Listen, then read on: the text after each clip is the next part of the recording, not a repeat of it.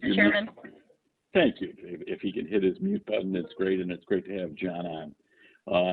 So with the recent amendments to the Open Meetings Act, we continue to operate under the permission to conduct our meetings without a physical attendance requirement. As the chairman of this public body, I find it's not prudent or practical to hold an in-person meeting or to have staff or any member of the board at our headquarters during the meeting because of the pandemic.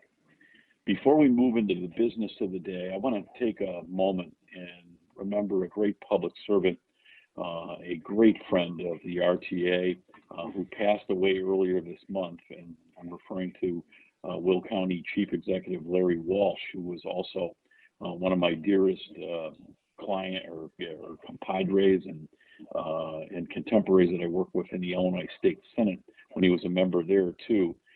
Larry was the Will County executive for 16 years and an Illinois State Senator, as I said prior to that.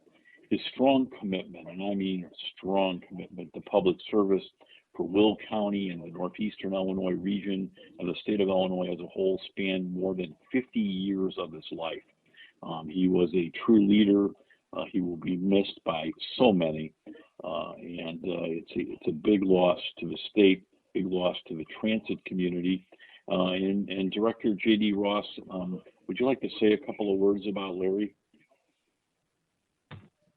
I would be happy to, Mr. Chairman. I had the privilege of knowing Larry for almost 25 years. He had a very large family, of which, of course, he was a patriarch, but in many ways he was a patriarch of Will County because of his service to the constituents. When I think of Larry, I think of two words, humor and humility, and he exhibited both of those in large quantities. I'd like to read just a couple lines of something that I wrote for a Facebook tribute to him, which was also carried in one of our local newspapers. Like so many Will County residents, I am saddened by the passing of County Executive Larry Walsh. Larry was a consummate politician and public servant. By this I mean that he knew how to win elections, but he also knew how to serve his constituents once elected. Larry was a man of immense faith, not because he talked about it, but because he lived it. And his faith was evidenced every day by the way he treated people, friend or political adversary. I am grateful for the friendship that I shared with Larry. Though he may have had thousands of friends, when you were with him, he had the unique ability to make you feel very special. And that was the relationship that I had with Larry, just a wonderful guy. He will be missed by everyone who knew him, including you, Mr. Chairman, who he often referred to as a good friend. And as many may know, he was also great friends with President Obama as they served in the Senate together. Thank you very much, Mr. Chairman. Thank you, Director. A big loss for all of Illinois. All right, let's review the guidelines for our meeting today. Keep your audio on mute as much as possible in order to minimize background noise, which may impair the recording. When you have a question or comment, please raise your virtual hand. Audrey will call on the board members who have raised their hands one at a time. When she calls on you, state your name before beginning so your comments can be attributed to the record. When we get to voting, please raise your hand to make a motion or second. Audrey will identify, or Madam Secretary will identify who is making the motion and second for the record. Any questions at this time? Seeing none, with that said, I will now call this meeting of the Board of Directors of the Regional Transportation Authority to order, and we will now recite the Pledge of Allegiance from our personal locations. I pledge allegiance to the flag of the United States of America, of the United States of America, and to the republic for which it stands, one nation under God. I'm reciting with you. One nation under God, indivisible, with liberty and justice for all. Thank you, everyone. Madam Secretary, can you please call the roll? I will. As I call your name, state that you are present and then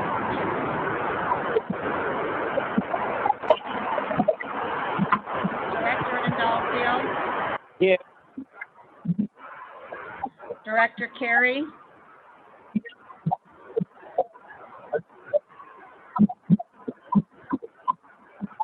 There is a tremendous amount of background. I cannot hear anybody. Please, everybody, double check that you're muted. There we go. Director Carey. Present. Director Colson. Present. Director Frega.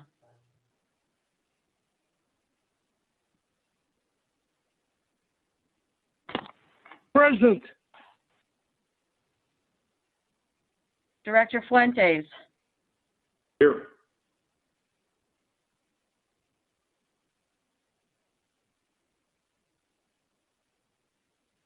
Director Fuentes.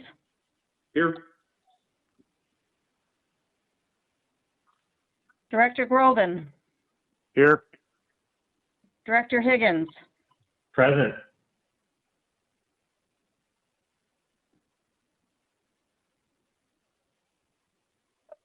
Director Higgins.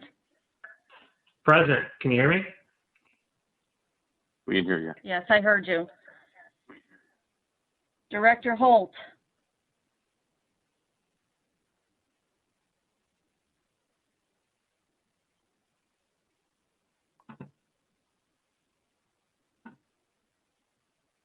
Director Holt.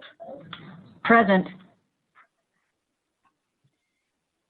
Director Cotel. Here. Director Lewis. Here. Director Melvin.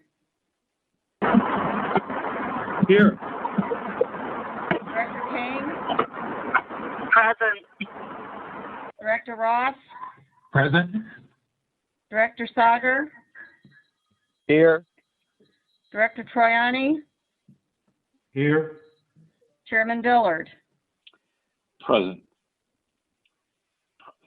We have a quorum of 16 present with no absent. Great. Thank you, everybody, and thank you, Madam Secretary.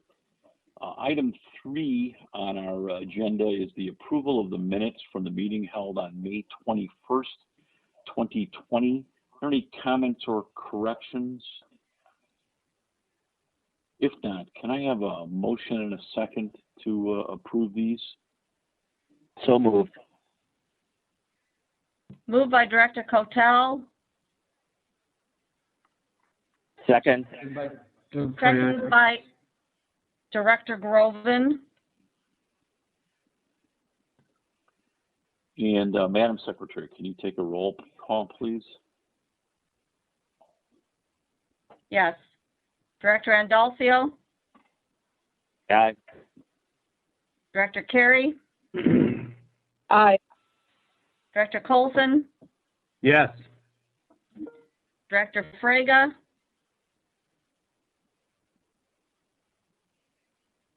Yes. Director Fuentes, Aye. Director Groven, Aye. Director Higgins, Aye.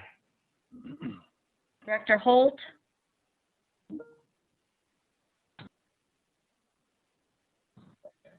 Yes. Director Cotel, Aye. Director Lewis, Yes. Director Melvin, Yes. Director King, Yes. Director Ross, Yes. Director Sager, Yes. Director Troiani, Yes. Chairman Dillard. Yes. 16 ayes.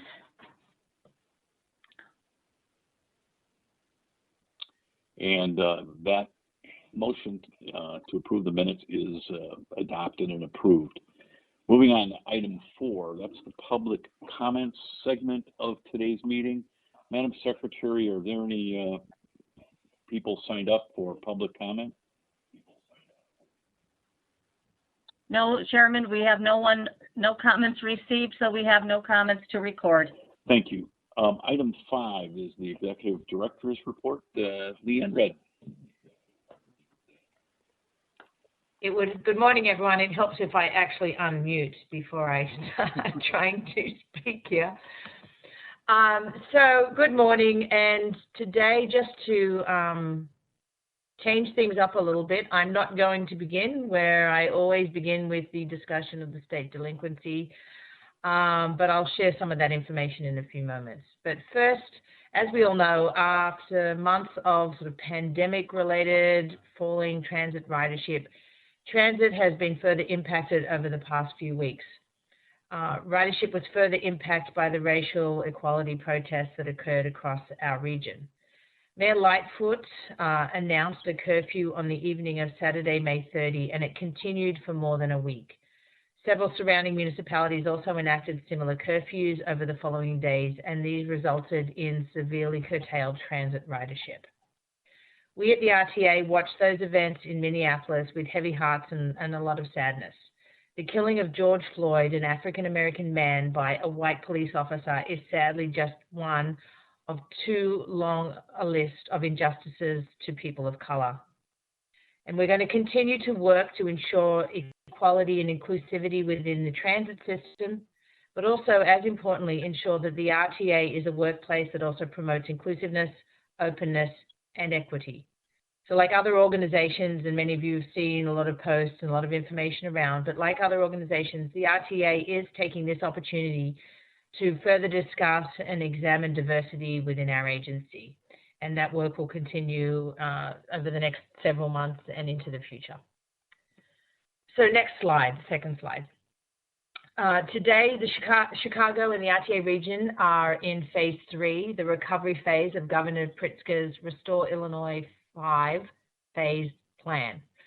Chicago's lakefront, but not the beaches, are set to open on Monday, and Mayor Lightfoot is saying publicly we can all, and I in quotes, we can all go out again and gather in groups of 10 or fewer. So this phase should ultimately bring back some increased transit use. The RTA has created a document that shows that what all three service boards are doing to assure it is safe to get back on board when people are ready to ride. And it reminds the riders that they can and should continue to be safe in public spaces and have some individual responsibility of wearing masks, practicing social or physical distancing. And we're sharing all that information via our blog and social media and have offered it to our key stakeholders. In addition, in the interest of continued transparency, the interactive COVID-19 transit dashboard that I mentioned to you all last month is now up front and center on our website. And just as a reminder, it compares our current ridership and financial information to last year's data and shows decreases in all transportation modes since March. We're also including the dashboard in our weekly communication to the governor's office and to other stakeholders. And the public can also sign up to receive it now as well. So next slide. So back to the state funding conversation. Through the end of May, the state owes the RTA $235.5 million in the combination of ASA, AFA, and the PTF, Public Transportation Fund. The state is about 11 months behind on the ASA and on the AFA, which is the debt service contribution that the state provides. The equivalent of 3.8 months behind on payments from the Public Transportation Fund. And the year-to-date cost of carrying that short-term debt for us is $2.6 million. So next slide. And moving on to, next slide, please. Yeah, there we go. Moving on to legislative items. On June 10, Governor Pritzker signed into law the state budget for state fiscal year 2021. The FY 2021 budget passed the General Assembly in late May and includes 42.9 billion of state spending, despite the fact that the state estimates that only 37 billion of state revenue will be available during fiscal year 2021. In order to bridge the gap between the anticipated revenue and the budgeted expenditures, the state plans to borrow from the Federal Reserve Bank under the Municipal Liquidity Facility Program. And that program allows states and local governments to borrow from the Federal Reserve in order to, and I'm using in quotes, meet the failures of revenue resulting from the COVID-19 outbreak, end of quotes. And the state is also hoping to be able to rely on some form of future supplemental federal financial assistance for state governments to assist in addressing some of the budget deficits related to the COVID outbreak. However, so far there's not been any movement on state funding assistance legislation in Congress. So the state fiscal year 2021 operating budget contained funding levels for the RTA that are essentially consistent with the state fiscal year 2020 budget. So that includes, again, the 5% PTF reduction for FY 2021. Overall, the state budget was favorable to transit, given the circumstances that we're facing. But due to the state's precarious COVID-19 related financial situation, we're going to continue to monitor the budget developments at the state level as they unfold. And so there'll be more on that as more information becomes available. Sorry about that, didn't silence my phone. In Washington, turning to the federal side, the House Transportation and Infrastructure Committee unveiled a 5-year reauthorization bill on June 2nd. The bill contains $494 billion in transportation investments, including an unprecedented $105 billion investment in public transportation and a $60 billion investment in commuter rail and Amtrak. That's a big proposal and then a new addition in the sense that sort of rail title. The bill does not contain any new revenue to address the solvency issue with the Federal Highway Trust Fund, which is the jurisdiction of House Ways and Means Committee. Additionally, the bill was crafted solely by Democrats in the House, and it is expected that the House Republicans will largely oppose the measure. So, nevertheless, though, the legislation is favorable to transit, which is important because, as these initial conversations begin and debates occur around reauthorization, it's a good starting point from the transit perspective as those discussions continue to occur over the next several weeks, maybe longer, in both the House and the Senate. It's expected that the bill will be considered on the floor beginning early July. And before I end, I wanted to remind those of you who are viewing this meeting online that all the slides from our board meetings can be found on our website and in the meetings archive section immediately following each board meeting. So people can have access to the data and hopefully a little more clarity on some of the slides. We are working on trying to improve that as well. But that concludes my report. I'd be happy to answer any questions.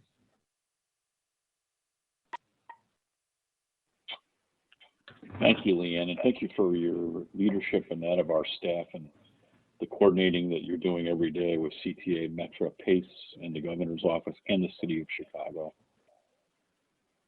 Thank you. Any questions? If not, let's move on to item 6. Okay, good. Thank you. I didn't see them either. Item 6 includes 2 informational items. The first is a presentation of the monthly financial reports for April. B, why don't you give us our wonderful news? And you can't see me smiling.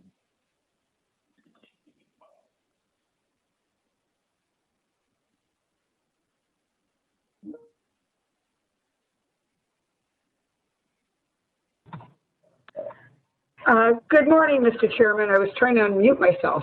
And members of the board, this is B. Rena Hickey. Could we bring up the ridership slide, please?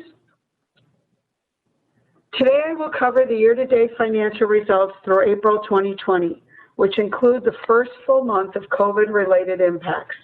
We will navigate through the dashboard presenting one metric at a time to improve legibility. Until the service board submits and the board adopts revised budgets in August, we will see a lot of red on the dashboard as we continue to compare actual results to the original regional budget for the next couple of months. With red showing across all three service boards and ADA paratransit, system ridership finished 30% below budgeted levels through April. Metro experienced the steepest ridership decline as commuting to the Central Business District virtually ceased in April, followed by CTA PACE and ADA paratransit, which reported a ridership shortfall of 19.4% from budget. Total ridership for April as a standalone, the first full month entirely impacted by COVID-19, fell short of budget by almost 80%, an unprecedented ridership collapse. Next slide, please. Looking at operating revenue, the worsening but expected ridership results dragged down operating revenue by 26.4% through April, with all service boards producing unfavorable results, again completely highlighted in red. Of the total $99.2 million shortfall, $94.5 million came from fare revenue losses directly linked to lower ridership. As a standalone month, April operating revenue was 75% below budget, in line with ridership level. Now going to the next slide, public funding. Next, we have the public funding results. For context, February sales tax, our last normal month for a while, came in about 1% higher than prior year. Sales tax in March, our first COVID-impacted month, was down about 15% from March 2019. A bad result for sure, but significantly better than the 25% decline we had projected. The real estate transfer tax has also significantly underperformed since the beginning of the year and was almost $9 million or 40% below budget through April. ADA paratransit was still being provided at the original budgeted levels in April, which is why a zero variance is shown for ADA. ADA funding will be reduced to the level in last month's funding amendment, beginning with this month's payment to PACE, which will be made on the 24th. So total regional public funding through April is expected to fall short of the original 2020 budget by $70.6 million or 14.2%. Now going to the next slide, operating expense. For a bit of good news, the service boards have managed their overall expenditures well despite significant new COVID-related cleaning expenses, thereby producing the only favorable metric in this month's report. Metro and PACE results are highlighted in light blue with solid performance across all expense categories, including fuel savings, as both service boards temporarily reduced service. CTA also reported favorable expense results even as they continue to operate a full schedule. So total operating expenses through April were $36.5 million or 3.8% favorable to budget. Next slide, please. We again see mixed results in the net area of the system. The extreme shortfalls in operating revenue and public funding at CTA and Metro produced red net result variances of negative $100.5 million and negative $32 million respectively. PACE, however, was able to offset their operating revenue and public funding shortfalls with good expense performance, keeping suburban service and ADA paratransit net results close to budget. The system net result through April was $133.3 million, unfavorable to budget. Next slide, please. Finally, our last slide shows 4 unfavorable recovery ratios, with the resulting regional recovery ratio of 36.8, now more than 10 points under budget. PACE kept its recovery ratio close to budget with favorable expense results, while CTA and Metro experienced very unfavorable recovery ratios due to heavier revenue losses. In closing, the first full month of the governor's stay-at-home order saw the detrimental impacts of COVID-19 fully take hold of our system. Looking ahead, the service boards will be developing revised operating budgets which conform to the amended funding levels adopted last month. These new budgets will incorporate CARES Act funding as operating revenue to restore our recovery ratio results to acceptable levels. We plan to have those budgets consolidated into a revised regional budget to be considered for adoption at the August board meeting. That concludes my remarks. I'll be happy to answer any questions. Back to you, Mr. Chairman. Thank you, Bea. Any questions of the board or from the board? I see no hands raised. Thank you, and thanks, Bea. These are very tough times for you in particular, juggling our financials. Item 6B is a presentation of the semi-annual project management oversight report. Violet, you joining us this morning? Yes, Mr. Chairman. Good morning. Good morning. Good morning, Mr. Chairman and board members. My name is Violet Gunka, and I am the Division Manager for Project Management Oversight and Compliance. Today, I will present the current report on project management oversight. Next slide, please. RTA implements the PMO program pursuant to Section 2.01B of the RTA Act. RTA is required to oversee the Service Board's capital programs and expenditures. PMO is a part of RTA's fulfillment of this requirement. The PMO program supports the RTA's Invest in Transit strategic plan's first goal, where we focus on ensuring that we are efficient stewards of the capital funding that we have. The PMO program currently includes oversight of all state-funded transit projects, regardless of budget, and all other projects with budgets of $10 million or more, regardless of funding source.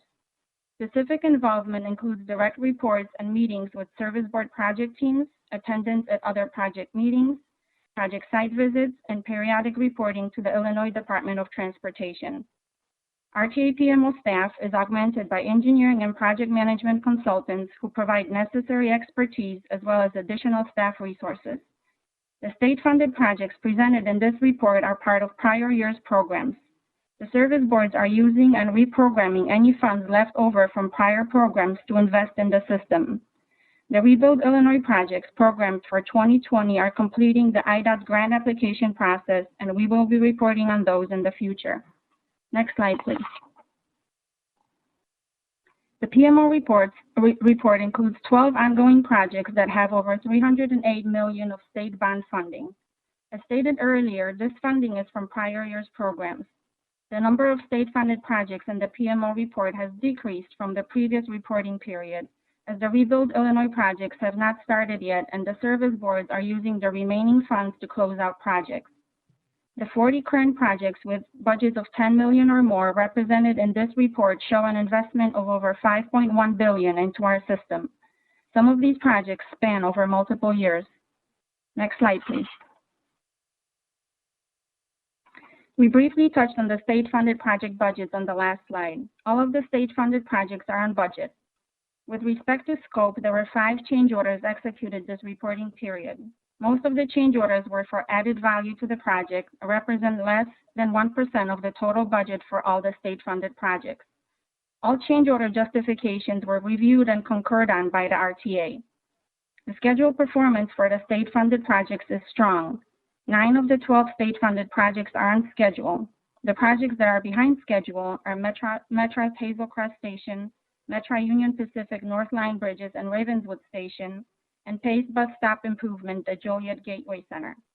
The construction projects continued with work during COVID-19, implementing social distancing and other CDC recommendations at the job sites without major schedule impacts at this time. Some of the bus procurement and rail procurement projects may experience delays related to the COVID-19 situation. However, the extent of those delays is not known at this time. Next slide, please. The second goal of RTA's Invest in Transit strategic plan is to build on the strengths of our network. Investing in and improving the transit infrastructure as well as the service is necessary to maintain our transit network. The PMO report that you have received provides an inside look and highlights the investments that the service boards are making into the system. The report details the currently ongoing projects in the region. You can easily see progress, issues, and risks for the transit capital projects. Next slide, please. In the PMO report, we break down the projects into 3 categories, which include construction, maintenance and rehabilitation, and procurement. On this slide, you can see the graphical representation of the investments in these categories at each of the service boards. Construction includes all projects related to design or improvements to stations, bridges, and other transit facilities. The maintenance and rehabilitation includes projects like track, signal, and substation upgrades and improvements, as well as rehabilitation of rolling stock. The last category includes procurement of rolling stock and technology like cameras and positive train control components. Next slide, please. On this slide, we wanted to highlight some projects that are part of the priority list of projects included in Goal 2 of the Invest in Transit Strategic Plan.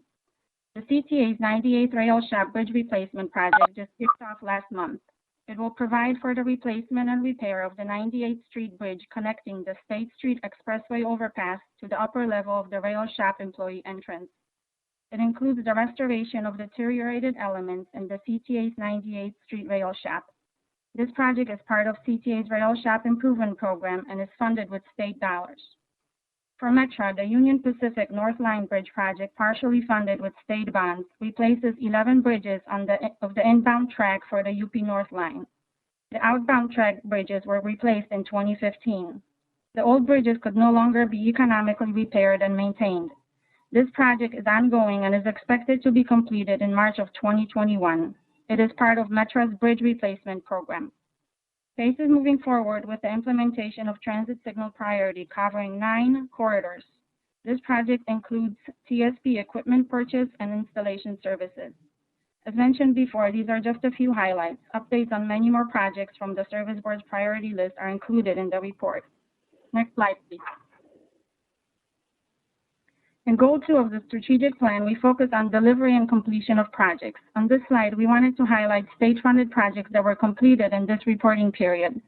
The CTA Dearborn Subway Improvements Project has reached substantial completion in May. It provides improvements to the Chicago, Grand, and Division stations on the Blue Line.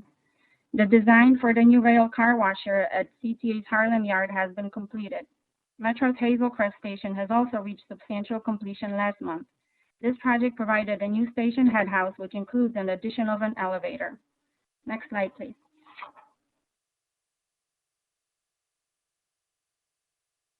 Next slide, please. Thank you. The third goal of the strategic plan is to stay competitive. Here we want to highlight how we are using the capital investments to provide the kind of services that our riders want. Next slide, please. Many of the projects in the PMO report help us remain competitive, whether it is through enhancing the system with technology, customer experience, ADA accessibility, safety and security, or innovation. CTA has undertaken many projects that fall into these categories. Projects like the Red Purple modernization and O'Hare signal and track upgrades will improve customer experience by removing slow zones and providing a smoother, more comfortable ride, as well as improve the safety and reliability. Positive train control is a huge undertaking by Metra to implement a new technology system that will enhance operations and add another layer of safety.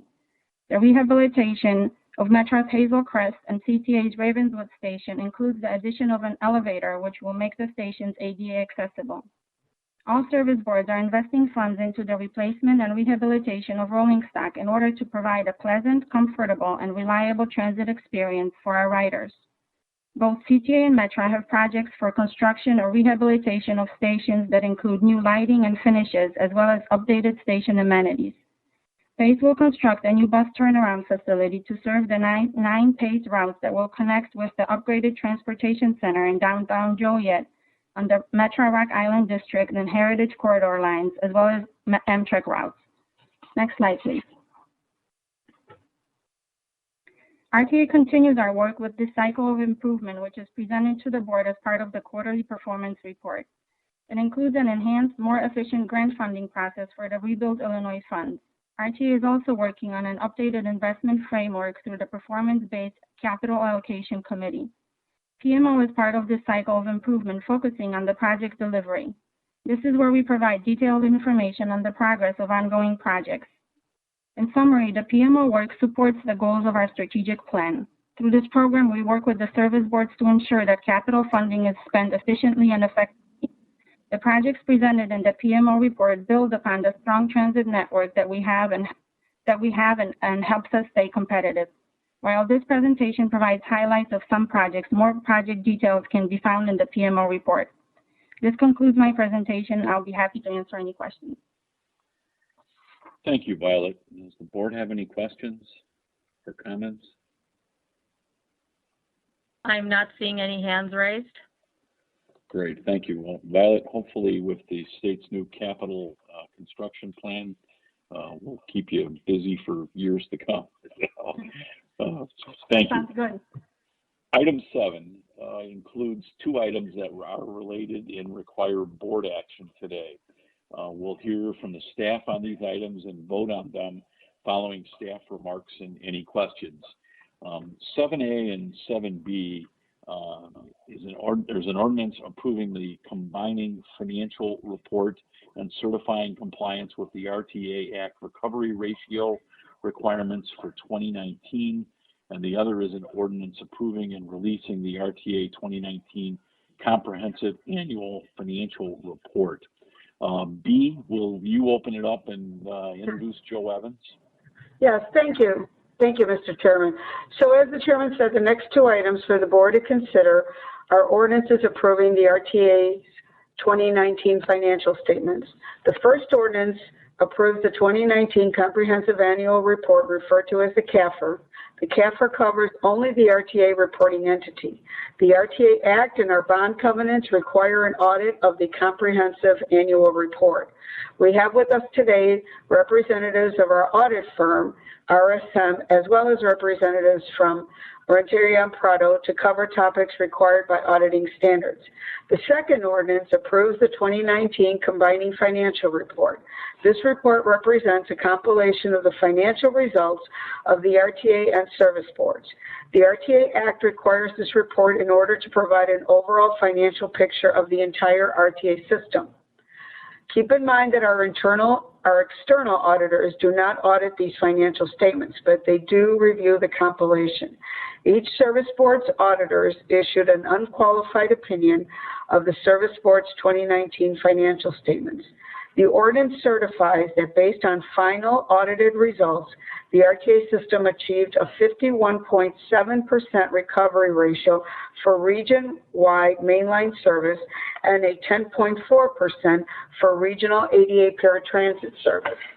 In addition, given the importance of meeting this RTA Act requirement, we have requested the top financial officials of CTA, Metro, and PACE to certify the figures they provided to us to calculate the region-wide recovery ratio. I am pleased to report that we have received these certifications from all 3 service boards. Based on this information, this ordinance finds the system recovery ratio in compliance with the RTA Act. Now I would like to turn it over to our external auditor. Joe Evans is a senior partner with RSM and the lead partner on the RTA audit. RSM is the 5th largest CPA firm in the nation and has a specialty serving governments like the RTA. Joe Evans has over 30 years experience performing audits of governmental entities and has significant experience with all aspects of governmental operations. Joe?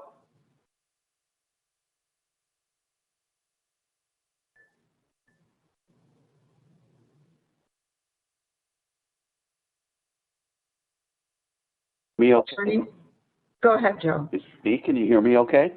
Yes, we can hear you. You're live. Very good, thank you. Next slide, please. And next slide, please. As Bea mentioned, I'm Joe Evans, the lead client service partner with RSM. And we're here today to present the results of the December 31, 2019 audit. Here with me today, as part of our team, are the engagement manager and supervisor, Bill Sarb and Katie Rodriguez. They'd be available to answer questions if we have any at the end. Also, our team includes a minority subcontractor. There was a DBE goal of 15%, which was met by the utilization of our DBE subcontractor, Prado and Renteria. They assist in the performance of the single audit, and Maria Prado, senior partner with Prado and Renteria, is also present today and available for questions. Next slide, please. As you all know, the World Health Organization declared COVID-19 a pandemic on March 11th, 2020, and it really changed the way we operated the audit. RTA employees, of course, transitioned to working remotely beginning in the middle of March, but the finance team worked closely to close the books. RSM, our offices closed as well in the middle of March, and we all worked remotely. The RTA team and the RSM team were in constant communication during the audit.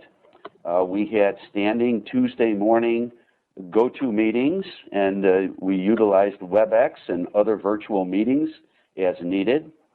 And despite the pandemic, we were able to work together to keep the audit on track and moving, and we're very pleased to have the results for you today. And it's just truly a remarkable accomplishment and a testament to the high quality of the accounting and financial systems and the commitment of the staff of both RTA and RSM that we were able to finish in a very timely fashion. Next slide, please.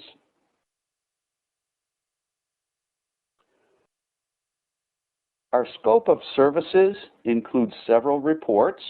The most significant, as mentioned by B, is the Comprehensive Annual Financial Report, sometimes referred to as the CAFR. In addition,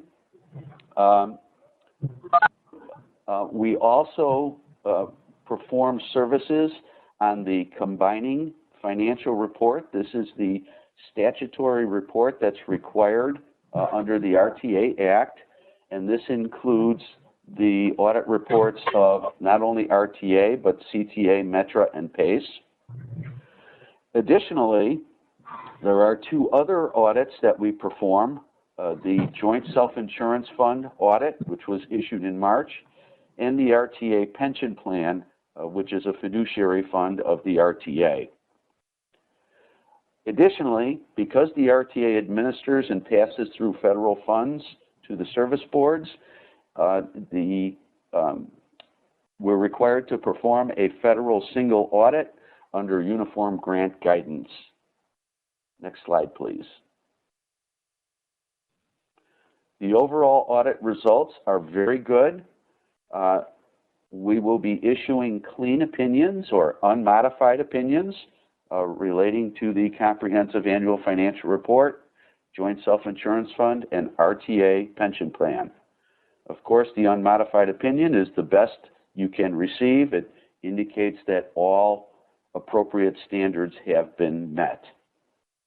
One item we like to point out in connection with the financial statements, there are some very significant judgments and accounting estimates included in those financial statements, and this relates primarily to the fair value of investments and the net pension liability.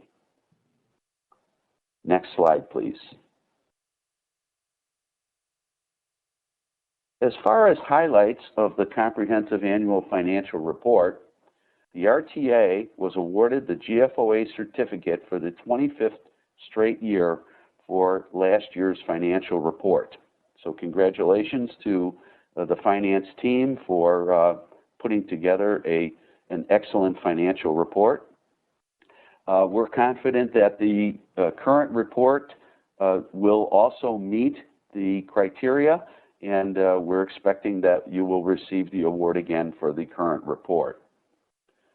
One significant item we'd like to point out in the 2019 relates to cash flow improvements for revenues received from the state of Illinois. The improvements in receipts have reduced receivables as of December 31st, and it put the RTA in a stronger cash position as of December 31st. However, as mentioned by Leanne, the timing of the receipts are very unpredictable, and with the impact of COVID-19, it's difficult how the state receipts will flow in the future. Some additional items to highlight. The general fund revenues came in under budget by $3.4 million, largely due to decreases in PTF and sales tax revenues, which were offset by a stronger than usual market returns on investments. Expenditures came in under budget by $9.4 million, largely due to reductions in pass-through state shared amounts. Next slide, please. In addition to the CAFR, the RTA produces the Special Purpose Combining Financial Report, which is submitted to the state in compliance with the RTA Act. RTA compiles this report by using the individual audit reports of the RTA and the service boards. So each service board received a separate independent audit and an unmodified opinion. Within the compilation report, we calculate the overall region-wide recovery ratio. And as mentioned earlier by B, the goals were met for the region. The recovery ratio goal of 50% was actually exceeded, and the actual was 51.7%. And for paratransit, the actual recovery ratio was 10.4%. Next slide, please.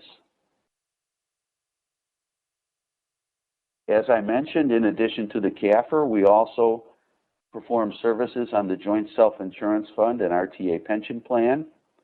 With respect to the Joint Self-Insurance Fund, it has net position or net equity of $21.1 million, which is a slight decrease from $24.6 million in the prior year. During 2019, the RTA distributed $3 million from the general fund to the Joint Self-Insurance Fund, and insurance premiums were $5.5 million. With respect to the RTA pension plan, this is the report that includes the non-union employees of RTA, Metra, and PACE. Combined employer contributions of $13.9 million were made during fiscal year 2019, and there was a significant upturn in the markets in 2019, which led to the RTA investment portfolio achieving a $44 million gain for 2019. Because of this gain, this led to an increase in the market value funded ratio of the plan, which is 86%, a very healthy financial ratio. Next slide, please. The compliance audit required under federal regulations is sometimes referred to as the single audit. Prado and Renteria, our DVE subcontractor, worked with us closely to perform the single audit. Because the RTA administers several grant agreements and passes through significant federal funds to the service boards, this audit is required because of the level of assistance. In 2019, the RTA participated in 5 federal programs, including over $7 million it received and passed to the service boards.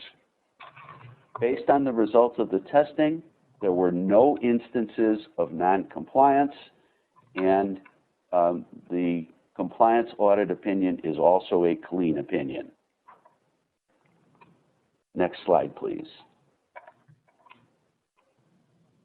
As far as audit findings are concerned, there were no material weaknesses and no significant deficiencies noted during the audit.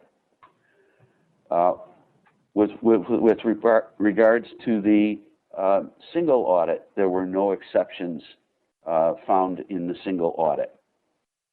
There are a few matters that we feel require your attention, And those two matters I will discuss now. One of them relates to the pension fund, and because the pension fund has increased its activities in alternative investments, such as private equity and real estate funds, additional time will be needed to obtain fiscal year valuation results and audit reports of the funds. So this change could impact the timing of the future reporting of the pension plan. The second item has to do with the actuarial valuation that was done for the pension plan. And the actuarial valuation report used the salary scale assumption, which is not consistent with the actuarial experience study by GRS. However, management confirmed the variance and was able to provide documentation of the nature of the variance. Next slide, please. Just some things to consider going forward. The RTA is currently in the process of implementing a new ERP system. From an audit perspective, there will certainly be a need to focus on transfer of data from the current system to the new. So that will be incorporated into the next audit. And then certainly COVID-19 will have, as we've heard already, will have a significant impact on 2020 financial results. One other thing that happened during the year is the GASB, the Governmental Accounting Standards Board, issued statement number 95, which actually delayed the implementation of some new accounting standards. So there's some very significant accounting standards that were pushed back. GASB Statement 84 was pushed back to 2020, and GASB 87 pushed back to 2021. Next slide, please.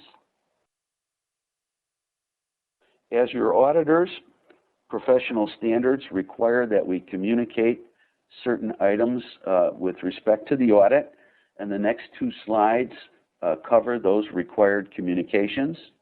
First, there were no significant or unusual transactions identified in the audit. We did not identify any audit adjustments or had any uncorrected misstatements. We're not aware of any alternative accounting practices or alternative treatments within generally accepted accounting principles. Next slide. There were no disagreements with management. There were no consultations with other accountants over accounting issues.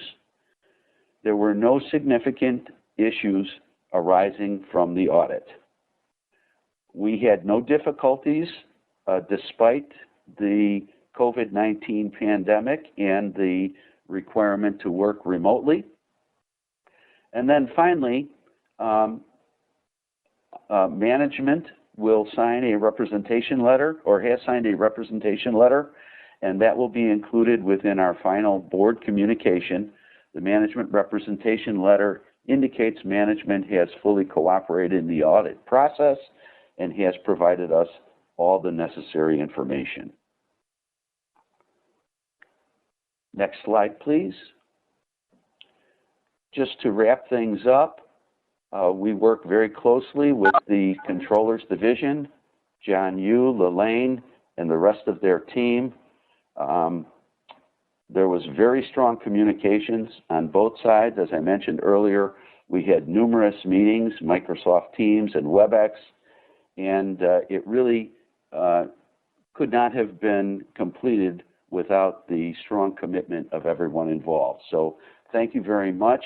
We appreciate your hard work, and I would be happy to answer any questions. This concludes my presentation.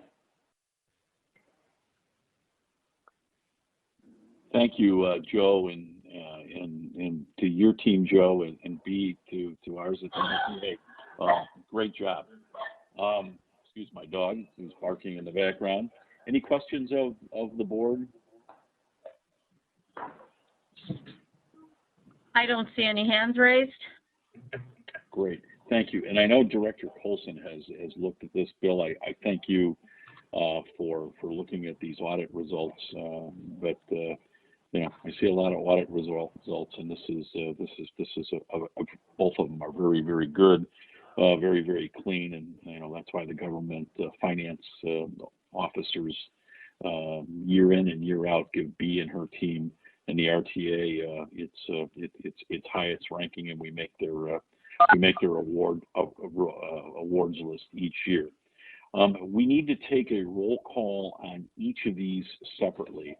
So on 7A, which is the ordinance approving the combining financial reports and certifying compliance with the RTA Act recovery ratio for 2019, I need a motion and a second on that.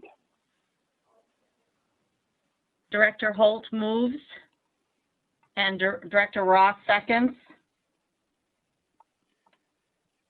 Thank you. I think for these, because they're audits, I need a roll call, Madam Secretary, so will you please take the roll, and we'll take a separate roll call in a minute on 7B. Okay. When I call your name, please unmute, state your vote, and then remute. Director Andolfio? Aye.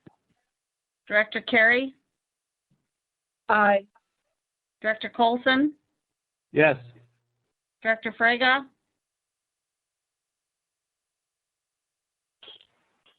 Yes. Director Fuentes? Aye. Director Groven? Aye. Director Higgins?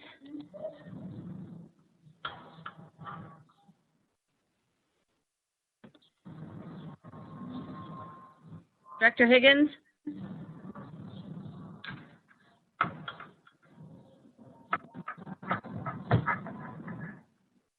Director Higgins, can you respond?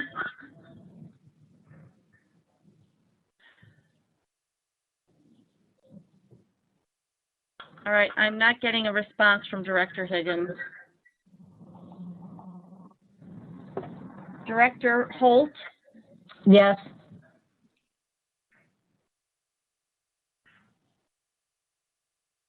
Director Cotel? Aye.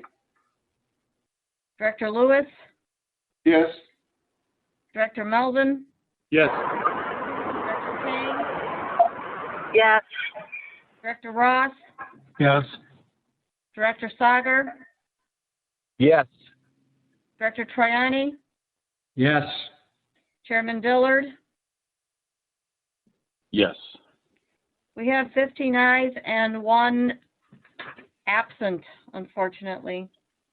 Okay, thank you. That will be so reported, and 7A is approved. 7B, which is the ordinance approving and releasing the RTA 2019 Comprehensive Annual Financial Report as submitted. I need a roll call and a second on it as well. And then Audrey, will you please take the roll call?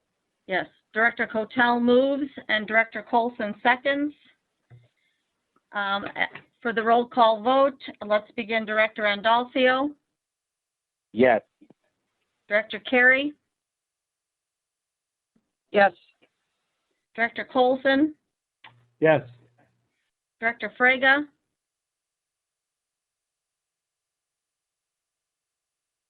Director Frega? Yes. Director Fuentes? Aye. Director Groven? Aye. Director Higgins? Director Higgins? Not getting anything again. Director Holt? Yes. Director Cotel? Aye. Director Lewis? Yes. Director Melvin? Yes. Director Payne?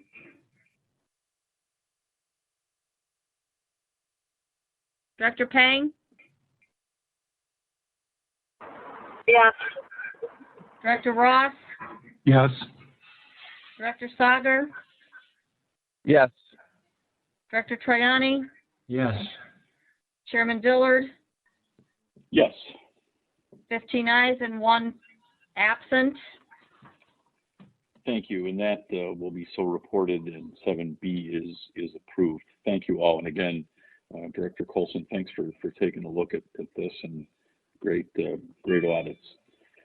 Item 8 includes contract and expenditure items that require board action today. I'll ask the staff to say a few words on each of these items and address any questions, and then we'll vote on each one as we go. 8A is an ordinance authorizing an intergovernmental agreement between the RTA and the Village of Bedford Park regarding Connect 2 Work First, the last mile program. Jill, I think this one is yours. Yes, thank you, Mr. Chairman, and good morning, board members. We are seeking approval to execute an intergovernmental agreement with the Village of Bedford Park for the provision of a mobility as a service or MaaS platform to support the village's Connect to Work pilot program. This program will provide last mile services to serve the Bedford Park clearing industrial area that serves over 30,000 jobs and over 400 businesses. Could whoever's phone is ringing please mute yourself? Thanks, Audrey.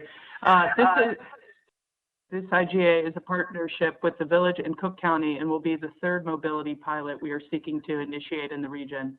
We are excited to be participating in this partnership and are seeking your approval to move forward with the IGA. Thank you, Mr. Chairman.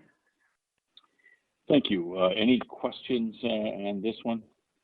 I hear the Village of Bedford Park's radio ads all the time touting their employment, and hopefully this will help the Village of Bedford Park in doing its economic expansion. So, major industrial area of the city, of which my grandfather in the old days used to work.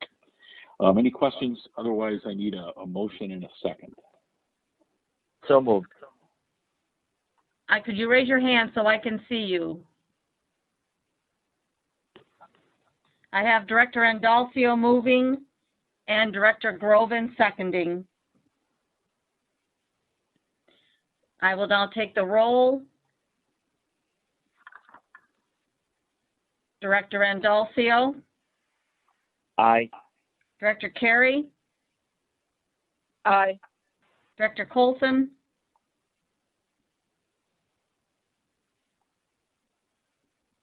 Director Colson. Aye.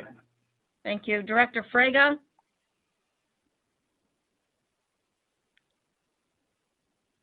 Director Frega.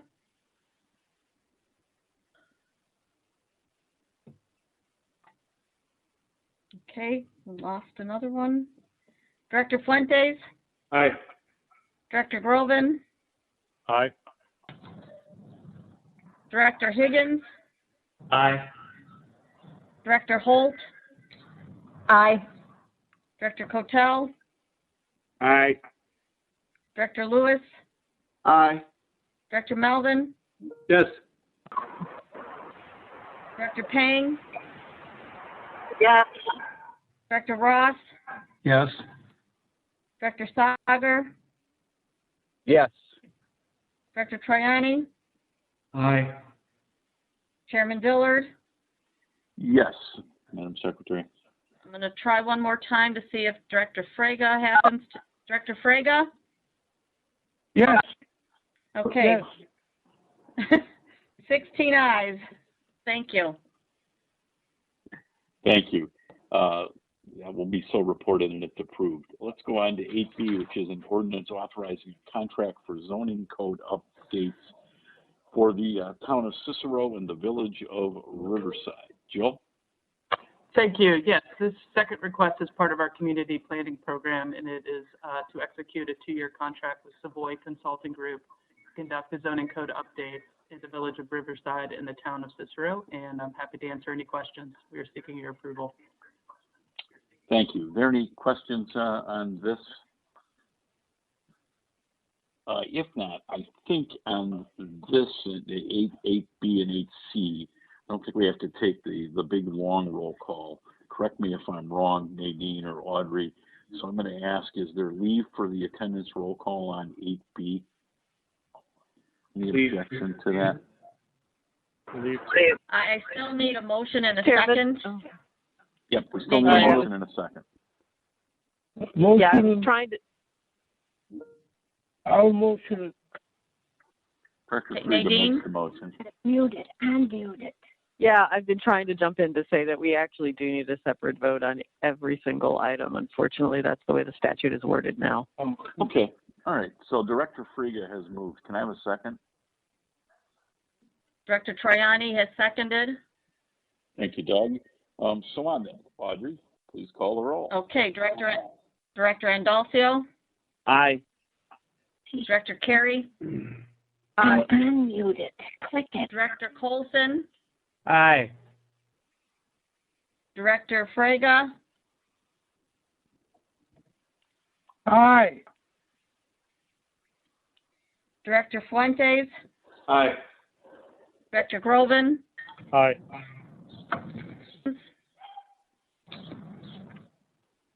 Director Higgins, Aye. Director Holt, Aye. Director Cotel, Aye. Director Lewis, Aye. Director Melvin, Yes. King, Yes. Director Ross, Aye. Director Sager, Yes. Director Troiani, Aye. Chairman Dillard, Aye. 16 ayes. Thank you. That will be approved and so reported as well. 8B is approved. 8C is the expense reimbursement as required by state statute. Any questions or comments on 8C? You all have copies of the expenses in your board packet. If there's no questions or comments, can I have a hand raised to make a motion and a hand raised to second? And then Audrey, can you take the roll after that? Sure. Director Ross moves and Director Andolfio seconds. Director Andolfio, Aye. Director Carey, Aye. Director Colson, Aye. It is already unmuted. Director Frega, So now, Director Frega, Hey. thank you. Director Fuentes, Aye. Director Groven, Aye. Director Higgins, Aye. Director Holt, Yes. Director Cotel, Aye. Director Lewis, Director Lewis, are you still there?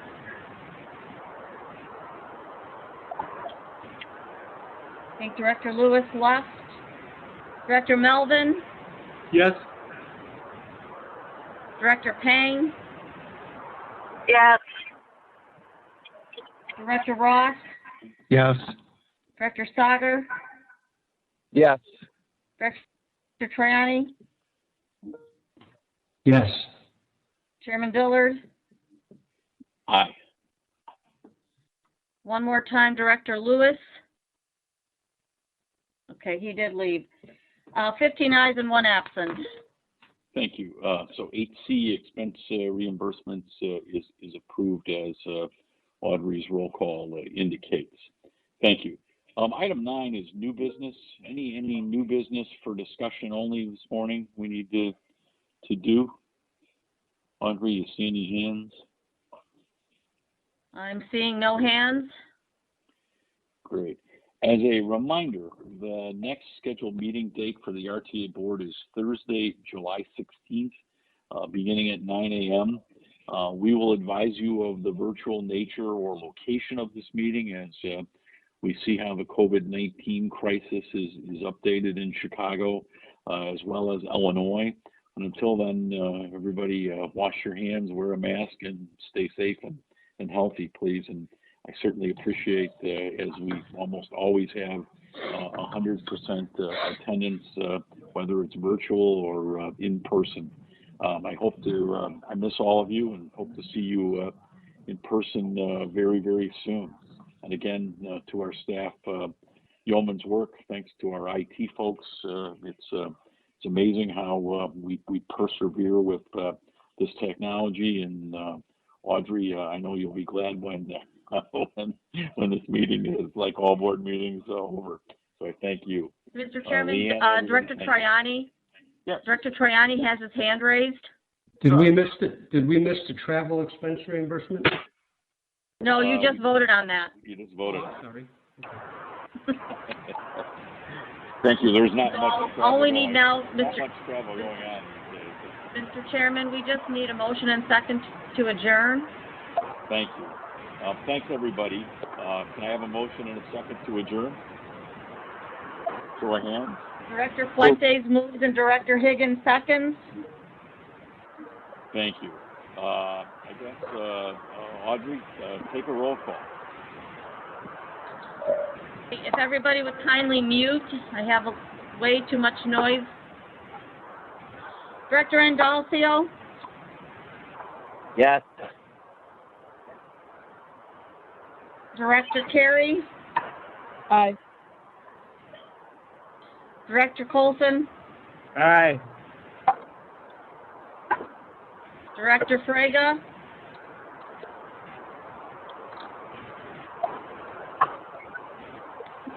Director Frega, Director Fuentes, Aye. Director Groven, Aye. Director Higgins, Aye. Director Holt, Yes. Director Cotel, Aye. Director Lewis, Director Melvin, Yes. Director Payne, Yes. Director Ross, Yes?